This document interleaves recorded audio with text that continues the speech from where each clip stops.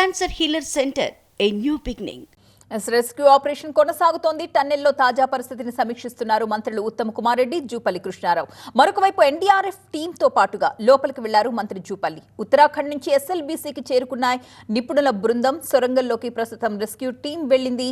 టన్నెల్లో చిక్కుకున్న వారిని రక్షించడమే తమ ముందున్న లక్ష్యం అంటున్నారు మంత్రి ఉత్తమ్. టన్నెల్ దగ్గర తాజా పరిస్థితిని మా కరెస్పాండెంట్ శ్రవణ్ మాటల్లో విందాం. మంత్రి ఉత్తమ్ టన్నెల్ లోపలికి వెళ్లేందుకు ప్రయత్నం చేస్తున్నారు. ఉత్తమ్ గారు టన్నెల్ లోపలికి వెళ్ళే ప్రయత్నం చేస్తున్నారు. సిచ్యువేషన్ ఎలా ఉంది ప్రస్తుతం? అంటే అందుకోసమే వాస్తవంగా నేనే టన్నెల్ లోపలికి వచ్చి ఏంది పరిస్థితితో పరిశీలన వచ్చిన. సరే, ఇది ఆ డీ వాటరింగ్ డీసిల్టింగ్కి మ్యాక్సిమం ఎఫర్ట్ పెట్టాము. భారత సైన్యంలో ఉన్నతాధికారులతో మాట్లాడినాం. ఇండియన్ నేవీ కమాండోస్ పంపించమని చెప్పినాం. ఎన్డీఆర్ఎఫ్ వాళ్ళు వచ్చారు.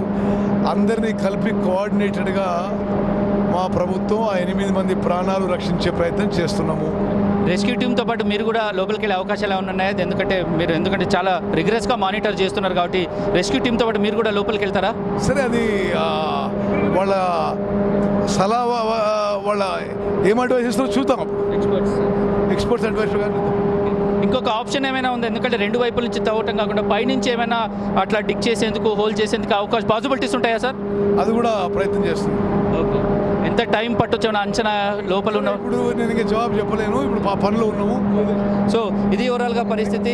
మంత్రి ఉత్తమ్ టన్నెల్ లోపలికి వెళ్ళే ప్రయత్నం చేస్తున్నారు. రెస్క్యూ ఆపరేషన్స్లో భాగంగా సహాయక చర్యలు ఎలా కొనసాగుతున్నాయి, లోపల మట్టి ఎంత మేర కూరుకుపోయింది, వాటర్ ఎంత మేర కూరుకుపోయింది, ఇవన్నీ కూడా తెలుసుకునే ప్రయత్నం చేస్తున్నారు. ఎక్స్పర్ట్స్ సలహా మేరకు అవకాశం ఉంటే లోపలికి వెళ్తానని మంత్రి ఉత్తమ్ అంటున్నారు. కెమెరా పర్సన్ యశ్వంత్, శ్రవణ్, దోమలపేట నుంచి. Cancer Healer Center, a new beginning.